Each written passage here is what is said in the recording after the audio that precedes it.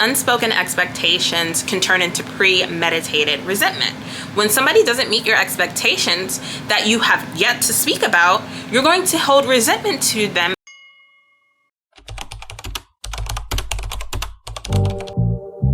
Only been a few hours, but it felt like days. Only been days, but it felt like months.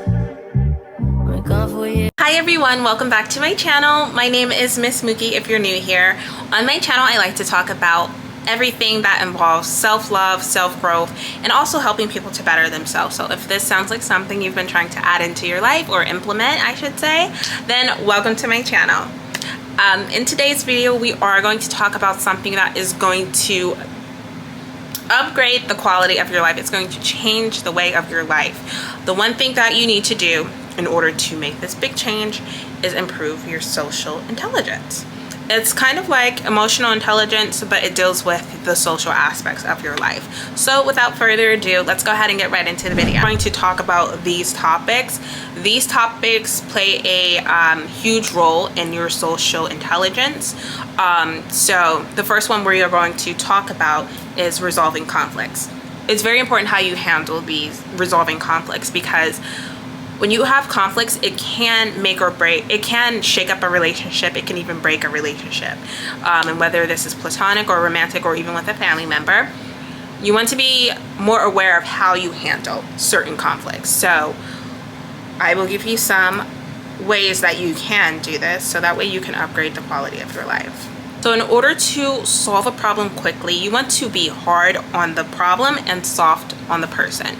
Meaning you want to be more understanding and practice your use your listening skills when you are dealing with conflict. You want to hear the person out. You want to make sure that this is something that you are paying attention to, so that way you're not just focusing on getting your point across and being heard. You want to be heard, yes, of course, but you also, the person you're talking to also wants to be heard. So let them know you are listening. What I like to do, because I am not an argumentative person, I do not like to argue with anybody. I don't put myself in the predicament to argue with anybody. If it does get to a certain point where we do have a conflict or a disagreement, I should say, I will let them know how I feel. I use my listening skills and hear them out. I do not raise my voice. I make a great point to not raise my voice at anybody. So just let them know that you hear them. You will like them to hear you as well. I recently had somebody who I had to cut out of my life because they were a negative person and a negative influence in my life. So I had to cut them out, and they were not okay with that. For me, it was about setting boundaries. It wasn't just that they were a negative person, but I won't get into that. But I had to cut them out. That was me setting a boundary and just being aware of who I had in my close circle. So they were not okay with that. They wanted me to still be in their life. And I let them, heard them out, let them know my point. It did get to a point where they were, argumentative, but I did not let it escalate to that. So I kept a calm tone. And that, for me, just me being a mom, when you keep a calm tone, I learned this from my kid, when you keep a calm tone when speaking to someone, it basically shows them how to act. So stay cool, calm, and collected, and make sure you're using your listening skills.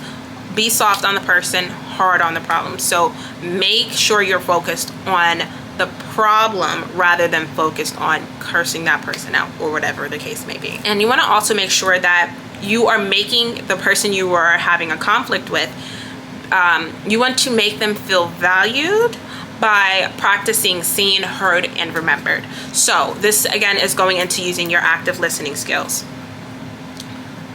You see the problem, you heard their side, you remembered what they said. That is the seen, heard, remembered method. So, like I said, lead by example. You are showing them how to act when conflict arises, and you are going to, they're going to follow your lead. You also want to pause when you're speaking, so that way you can make sure that you are being heard as well. It's not just all about the other person when conflict does arise, but you want to also pause so that you are making sure you are being heard and not rushing through your words. Talk slowly. Like I said, stay calm, cool, and collected.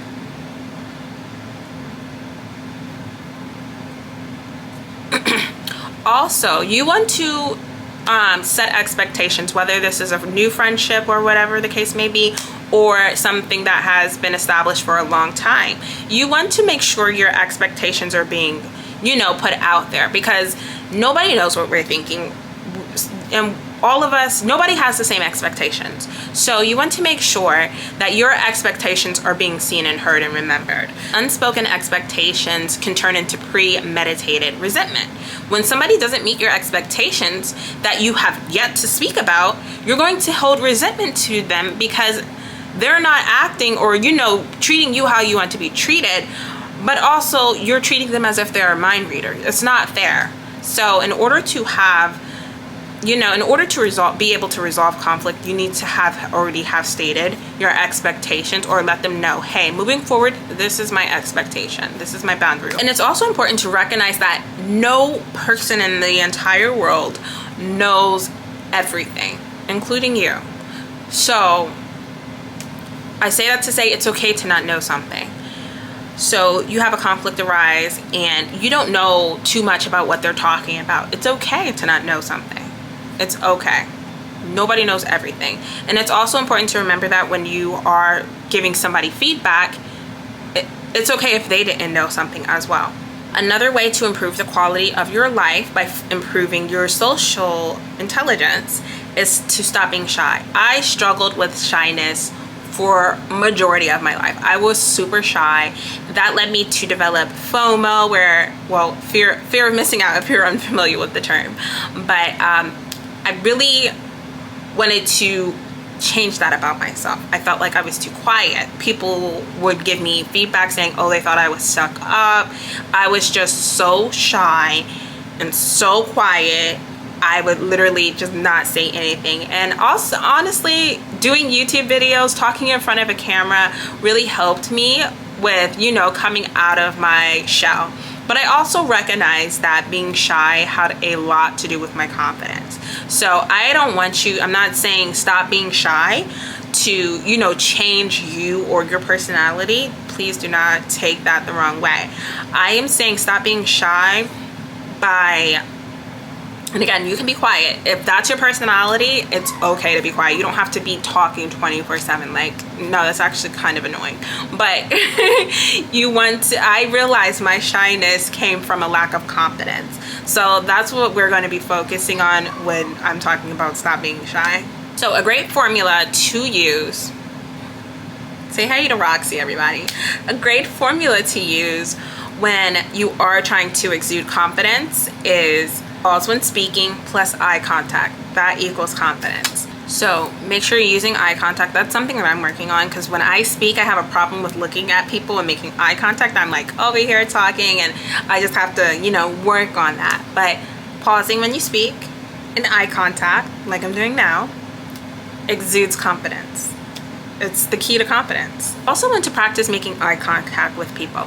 So I practiced this with while I was driving. I was making eye contact with people in the other cars if they didn't have tints on the window. I was looking at them. I was looking at people in my rear view mirror. When I'm out in the grocery store, I'm making eye contact with people. I'm looking at people because I had a really bad habit of just shying away from looking at people and lowering my gaze and looking down. And you know, growing up a Muslim girl, that was something that was, you know, taught to us. Lower your gaze, don't make eye contact. So I had to unlearn that, and because that led to me being more shy. Also practice going first. Oh, also you can wave at people. I would start waving at people. That's just like giving kindness to strangers, literally, or smiling at people. But also, you want to practice going first. So you see somebody, hi, I'm Mookie, or whatever your name is. You want to just practice going first and speaking first. get over your shyness. Show yourself that you can do it, because confidence, to build your confidence is just showing yourself that you're capable of doing something. So if you lack the confidence, just it's just your mindset thinking that you are not capable of doing that. And just remember, it's okay to be friendly. It's okay to be friendly towards other people. Don't be mean, don't be shy, just be friendly. Even if friendliness is just a smile to you, it's okay to be friendly. So loneliness is a pandemic. So you need to start assuming that people want to meet you. Start getting out more. Start going to places by yourself. I at this point, I need to make a video on solo dating, but just put yourself out there. Assume that people want to meet you. Assume that people are out trying to get to meet people just like you. Just start assuming that. And also what I had to do is assume that people like me. Like, they want to be friends with me. They want to get to know me. Like, I had to tell myself that in order to get out of my shell. And the last topic is to be a positive person, not a negative person. This can look like praising someone publicly and criticizing them privately. So if somebody does something to you that you disagree with, don't make it a scene. Don't put people on blast in front of people. Pull them aside and have that conversation with them, just to let them know that you respect them. And because humiliation, you never know what humiliation can do to somebody. So avoid trying to humiliate somebody by, putting them on blast in front of somebody else. Pull them aside privately and have that talk with them and let them know that something you did bother them. They would have a lot more respect for you. And honestly, I have respect for myself when I do that, versus telling other people about themselves in front of other people. Also, you want to avoid complaining and gossiping. These are low vibrational habits that everybody needs to get out of.